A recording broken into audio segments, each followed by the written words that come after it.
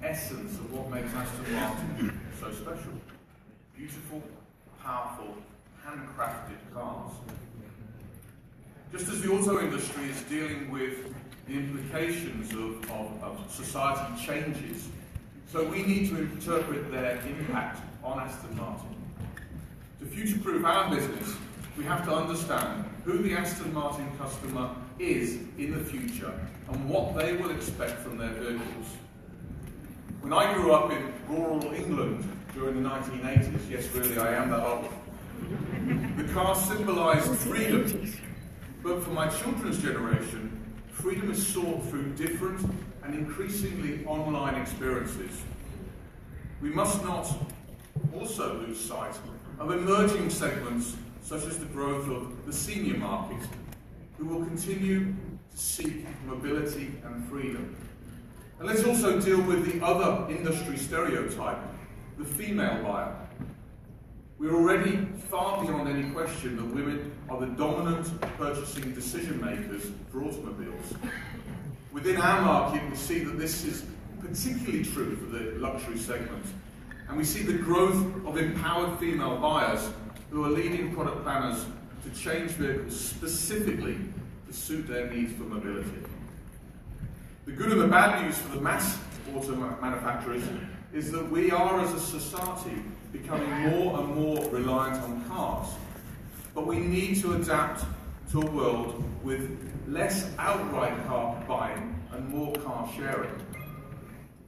Instead of buying a car that sits on a driveway or in an office car park for much of its life, quietly depreciating, consumers will look to flexible leasing deals and car sharing that will allow them to choose the car that suits their specific needs at that specific moment.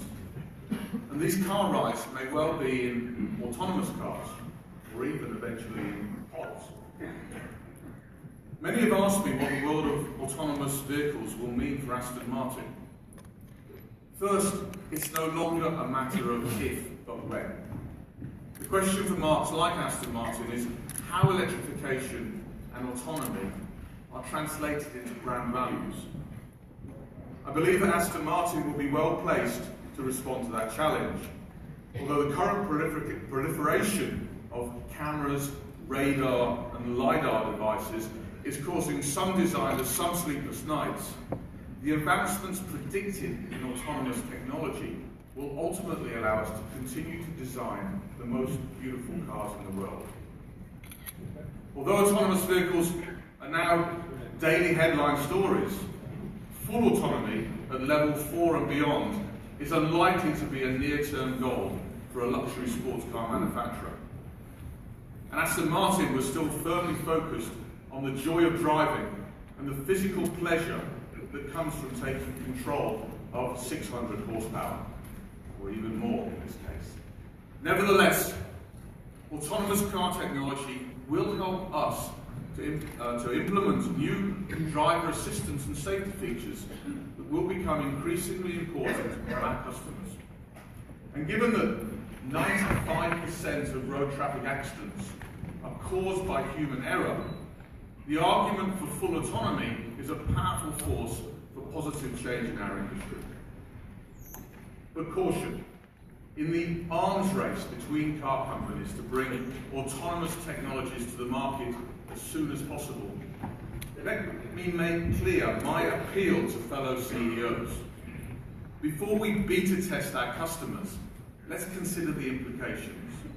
What are the operating protocols? What is the minimum sensor technology? And is it acceptable to introduce cars, for example, without LiDAR as standard? How can systems work without a connected capability, which in reality, as we all know, can be patchy across various countries? Imagine a situation with a policeman waving you on at a traffic light that's stuck on red. The naive will point to a connected capability capable of overriding the rules of the autonomous car and a call centre painting the new path for the car to proceed. But what happens when the car can't get a 4G signal? Well, it's gridlock at best. And these are the issues we need to solve. But most of all, we have to consider the cyber resistance of our systems. Researchers have already been successful in proof of concept attacks, taking control of vehicles remotely and hacking keyless entry systems. Nearly 500 million personal records were lost or stolen in 2015 through cyber attacks, and in the UK alone, 65% of large firms detected a cybersecurity breach or attack just in 2016. Now, as you know, most cars have over 100 million lines of code from various suppliers with differing security system methods and different capabilities, and a combination of which leaves them exposed to security breaches. At Aston Martin, before we enter the arms race to produce an autonomous Lagonda, we will first satisfy ourselves that we can prevent the car from cyber attacks or hack, and that is where we believe the battleground exists today. And we're working hard to solve this. Moreover, in the rush towards assuming technology will solve everything, it has never been so important to understand what our customers actually want. In essence, Aston Martin will not waver from creating hand-built, handcrafted cars that focus on the pure exhilaration of driving. Around this time last year, we unveiled the DB11, the most powerful, most efficient, and most dynamically gifted DB model in the history of Aston Martin. When the car was launched, I made a commitment to our customers by promising to personally inspect the first 1,000 DB11s to come off the production line again.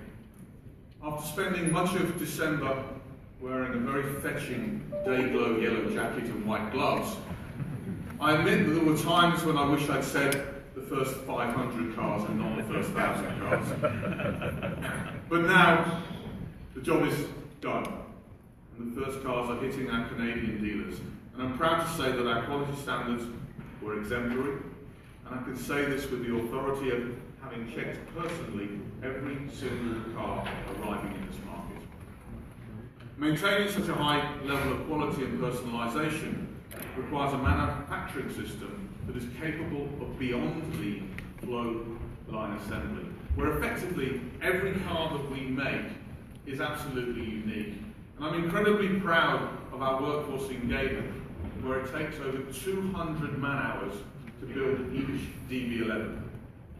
To be lean, yet reactive, and attentive to our customers requires us to have a workforce that can combine traditional handcrafted manufacturing techniques with skilled apprentices and technicians, experts in the latest automotive manufacturing technologies.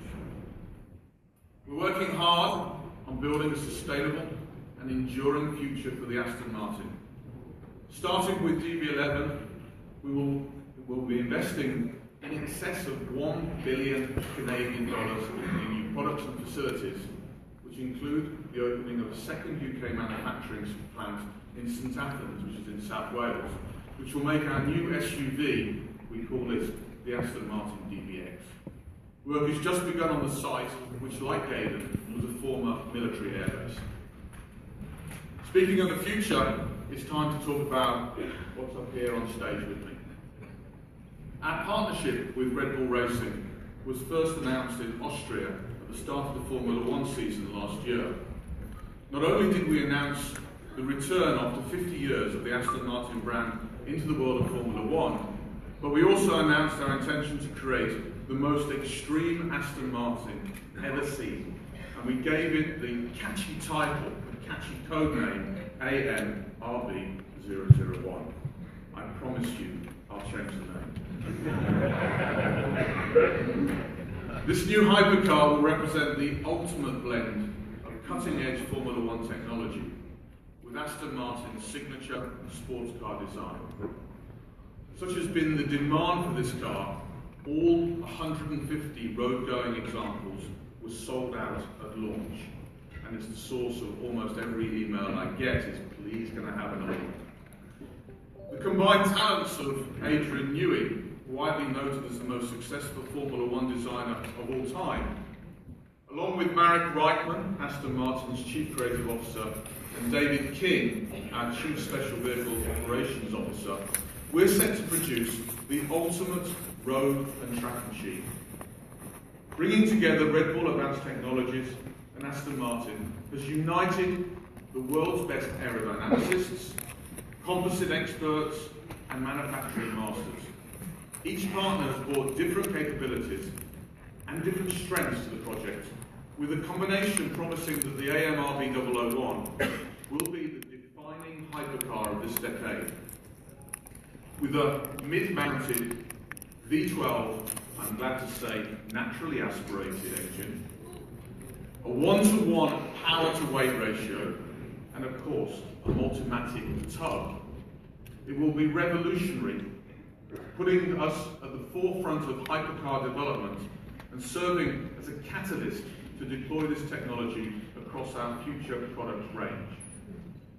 Production of the 001 starts in 2019 and we'll have the first prototypes running on the road by the end of this year. As I said at the beginning, these are exciting times. When I took the job as the CEO of Aston Martin in late 2014, little did I realise that the pace of change would mean that between now and 2020, we will replace every single car in our range. We will expand our range from 4 to at least 7 different models. We will launch, on average, a new model every 9 months. We will have 2, not 1, but 2 modern manufacturing plants, doubling our current production capability. That means over 10,000 cars per year.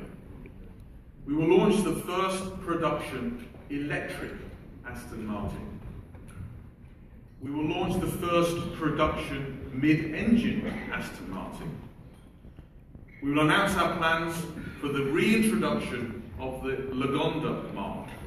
And finally, although we won't launch a fully autonomous car anytime soon, I promise you we will always have a 3-pedal manual transmission car in our range. Some habits die really, really hard. Ladies and gentlemen, thank you for your attention this morning.